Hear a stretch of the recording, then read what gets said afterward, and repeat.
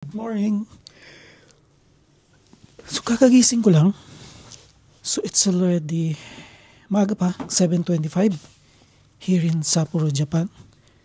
So the weather is 1 degrees. Then real feel is -1. And it is currently sunny outside but may snowfall na paunti-unti. So in transition na siya to spring, but sa Sapporo, Hokkaido, medyo late yung spring season nila dito. So based dun sa sinabi ng tour guide namin yesterday, maglalast yung snow here in Hokkaido until June. But in Sapporo, sa para siyang district dito, para siyang Makati or BGC in the Philippines. Wala nang meron pang mga ice pero natutunaw na siya. Pero if you're going, I think, up north or sa medyo malayo sa Sapporo, medyo madami pang snow dun and very massive pa yung snowfall. So yun, so while I'm preparing for my itinerary today, maaga ko nagising kasi nga kailangan ko mag-ride ng train for an hour and 30 minutes going to Otaru Canal.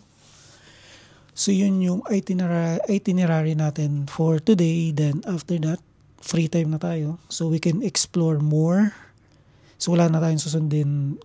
Actually, free flow lang naman ako. So I availed activities sa Klook. So yun lang yung scheduled tour for 2 days. Then after that,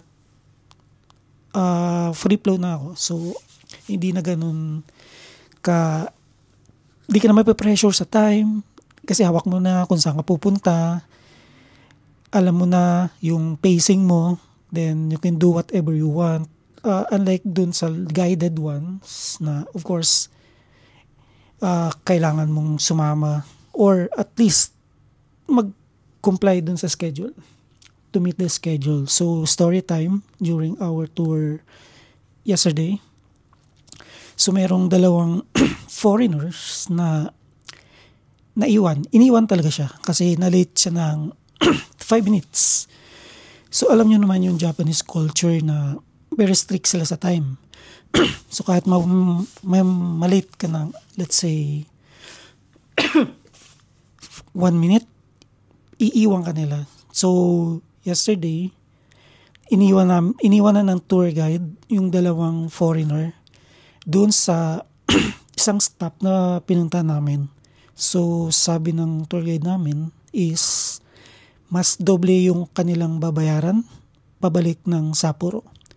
So yung tour is yung tour na inabail ko sa Klook is 3,700 per head. So most likely kung babalik yung dalawang iniwan dun sa isang area na part ng itinerary, it will cost them around 5,000 to 6,000 just to commute going back to Sapporo.